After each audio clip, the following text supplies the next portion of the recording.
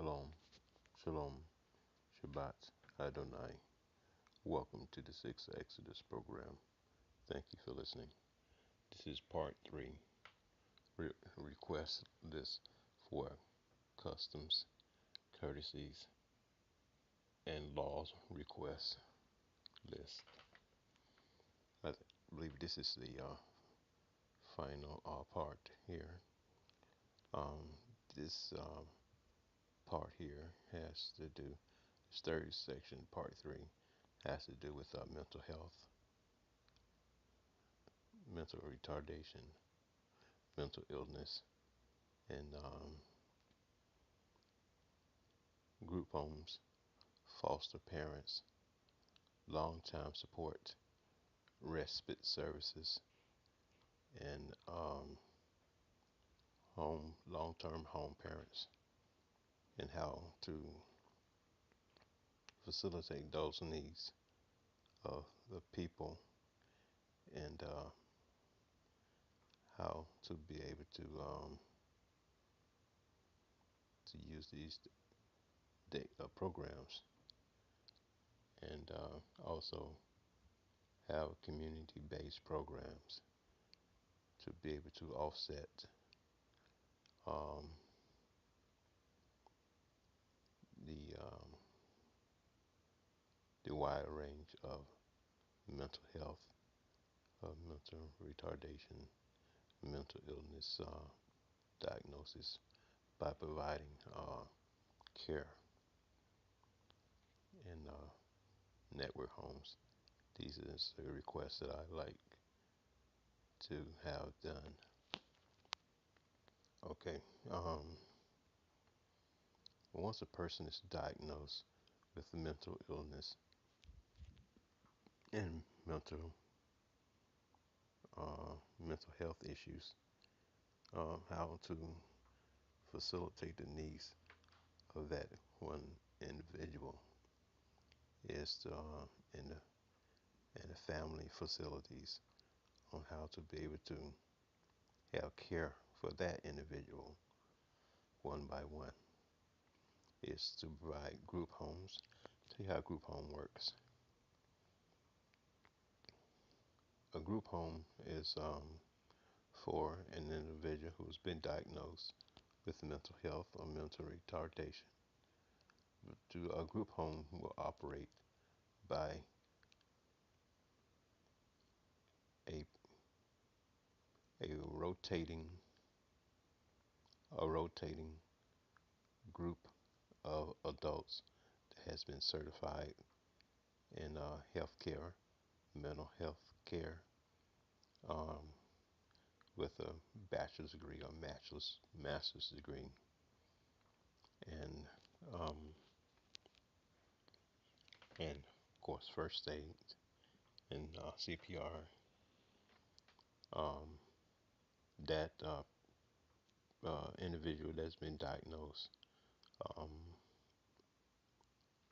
this is just one program I'm talking about, group home, and we'll introduce the other um,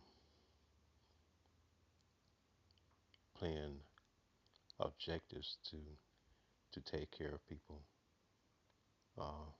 also with long-term health issues, is to have a rotating,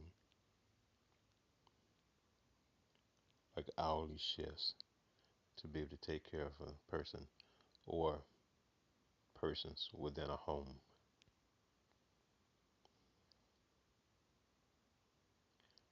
Within the home, they will be cooking. The individual who is, the staff who is at that particular time, like they come in the morning, would have to have cooking. They would go out, do shopping, have a plan scheduled for daily activities, as far as outing, interacting. Um, Also, there will be throughout the day with a mental health instructor or person that's taking care of a person, individual with mental health, mental retardation, to set up um, uh, charts, a method of grading and of performance.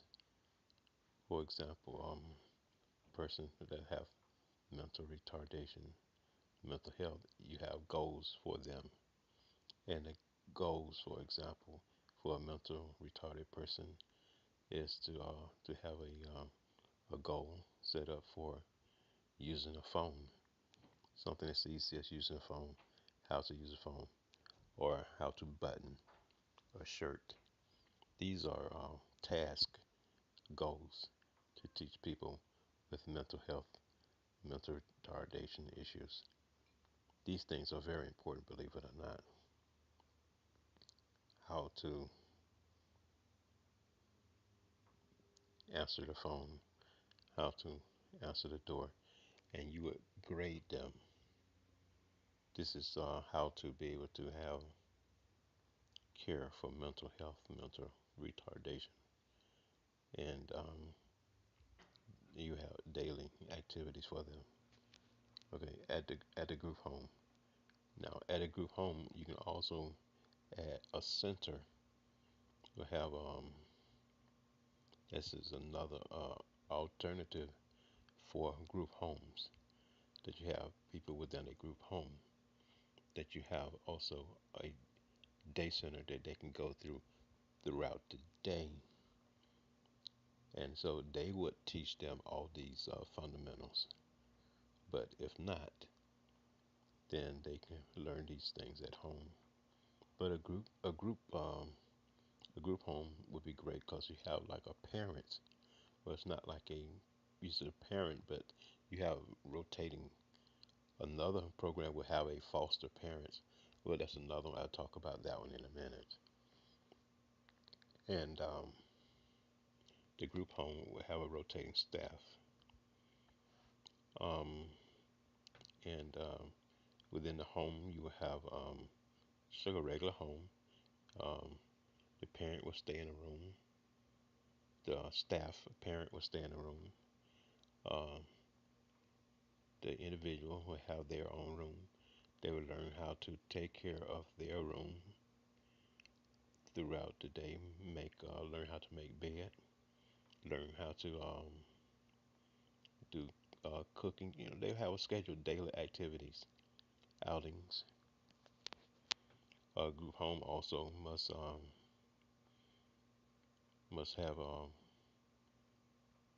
food. How long it's been in the refrigerator must be marked for expiration. All the expiration must be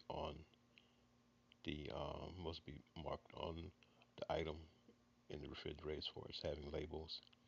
A stored area for emergencies, emergency plans, evacuation charts. Also having fire a fire exit established, and safe food storage, a non-perishable food storage area in case of inclement weather, storms, a radio. As other notable is a storm kit and evacuation plan. You must have those things posted within the house, and to be able to have a safe room for inclement weather. Okay, the other method of taking care of mental health, mental retardation, the elderly is become a foster parent. Foster parent is a person who donates their time to take care of a person. They are not their legitimate children or biological children or family member, but they become a foster parent.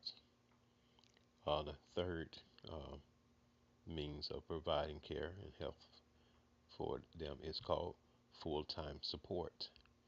Full-time support is when a person, of a married couple, becomes a parent, and they take care of uh, uh, this person, and they have a home, and they will have the person come into their home and be their parent, but they will be paid. I recommend a higher pay for um, for this services because they're giving their pretty much their lives away. So I would recommend like 7,000 to 8,000 shekels a month to become a full-time support parents and to be able to take care of an individual, a mental health person. And of course, there's respite care. Respite care is when a full-time parent or group home parent or foster parents needs time off to do some things, some personal things that they need to do. You have respite services. And finally, the fifth option is have two homes, care parents, a personal home, and a healthcare home. A married couple who has two homes, one of their personal home with their personal children and biological children, is what I mean. And then to have a second home where you take care of a person with mental health or mental retardation, you will be their parent. And so how this will work is that you have your biological children in living with your uh, child that you're taking care of, your care health parents. You will live all together as a family. But during respite times, you will go to your own home. You have your own home, not the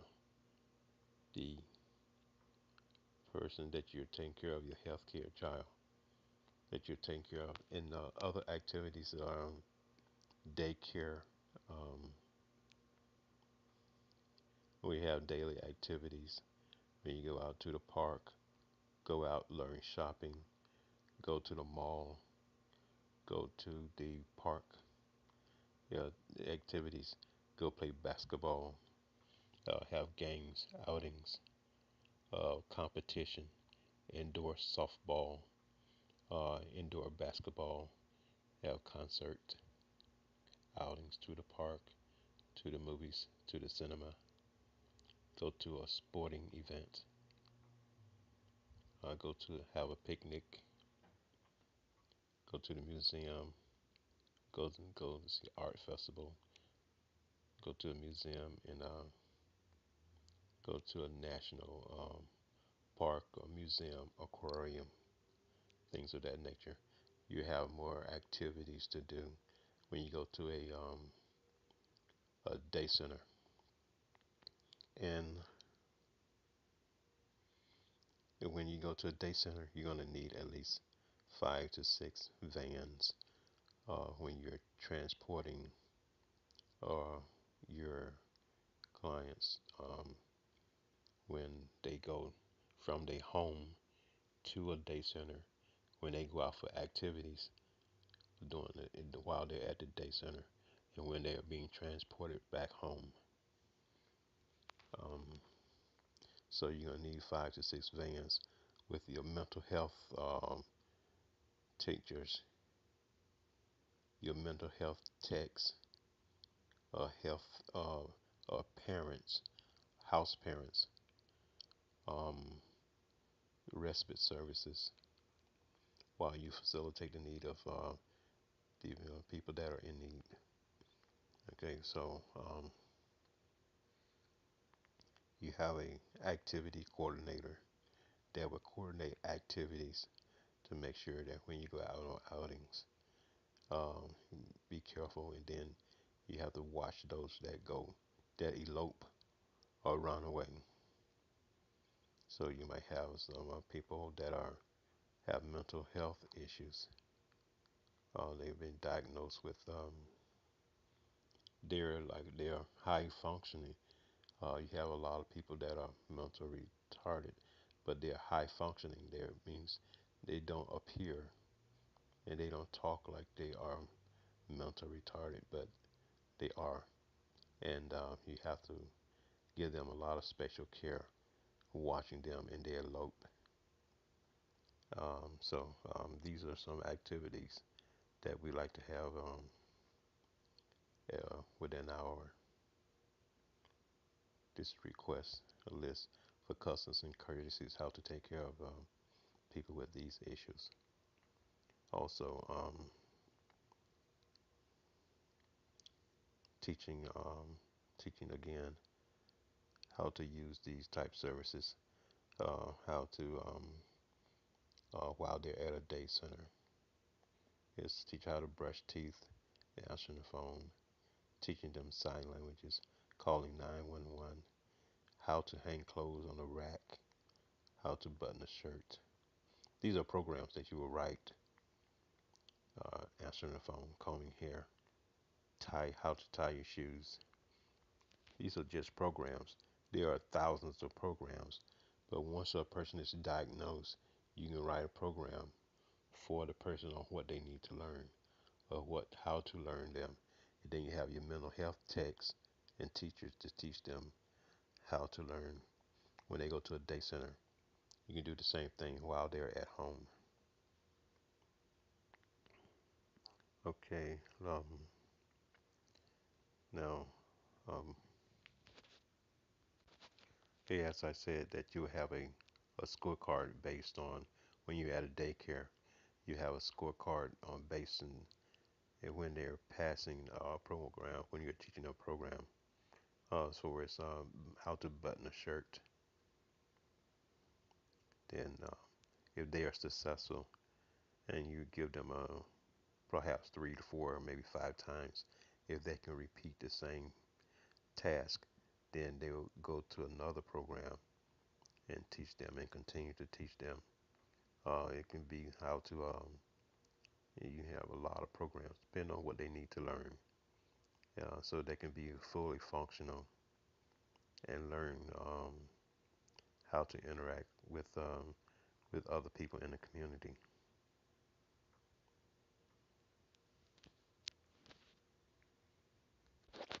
We have retirement communities, uh, long-term care facilities in age, and have age group separations for the different programs that we have implemented. Children, youth, and adults, and seniors. When you have different programs, as far as people that are retired and they don't have all the health as far as motor skills and their health starts to decline, then you have to have long-term care facilities to care of the people. And so we want to have these kinds of programs. And like I said, we have also requesting community-based programs. So the province will have an idea on how to take care of people also. So you have, and so we're requesting monies to be going out for these people that are in these programs and how to take care of them because they are God's people. Nevertheless, of their motor skills or their age, we're still to take care of them uh, and provide a 24-hour health care for house parents to have them certified. Preferably we have to have uh, mental health techs to be CPR and first aid uh, certified. And when they're having shift change, you have a supervisor to be able to take care of the house. You have a house supervisor for any of the houses that we have. We also like to do the refugee situation, something similar to what we have here. If there are children that are that will show up uh, at our gates, um, unattended by an adult, is to have them taken to a facility for accountability, because they won't be able to go to immigration, but they can go to accountability.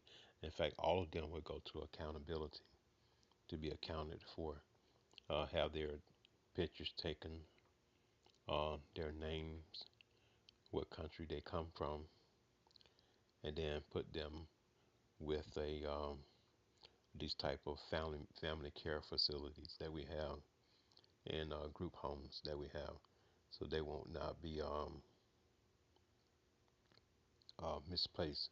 And if their parents look for them, then they will be able to find them. And how to be able to coordinate with your children. If your child will show up at our country, we would have information on them, and there will be a gradual process as letting the parent um, not meet with the child first off, but allowing phone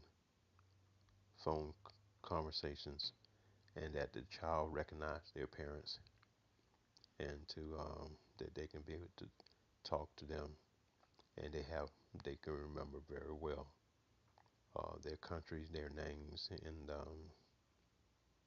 how to be able to communicate with them or a sibling, and then to have gradual steps for them to meet back with their family, and to be able to keep the family together by providing a home for them. And we would do these steps one by one, just increments by increments, and letting the child be reunited with their parents. If a child come to our facilities alone, and we will have group homes, foster care parents, and respite services to take care of children uh, and adults that comes to our country. They appear there. This is our plans on how to be able to take care of these people that come. If the Lord draw you to our doors, we will no wise cast you out. Okay, we these are ideas that that I like to propose to the House of Representatives, that we will have laws, customs, and courtesies on how to facilitate the needs of God's people when they will come to our doors.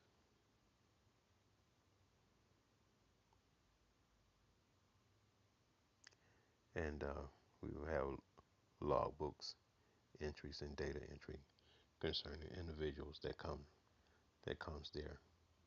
That will be a sitting where we can do that. And transportation. Um, I'm thinking that how to be able to take care of individuals when they come to our gates. And I know many people will, many thousands, maybe millions will. And we would just do a survey and ask what the person's needs are. And I'm thinking ahead now and praying and asking God, because He knows everything from generation to generation. He knows everything what will be. So what else best to know how to be able to take care of God's people, when they have these problems, and how to take care of them. So we will, and we have plans to be able to implement those policies, and to help God's people, whatever health problems they are found to be in their life. They'll know that God cares for them, and love them by the activities that we have and the goals as far as taking care and helping them to reach their goals.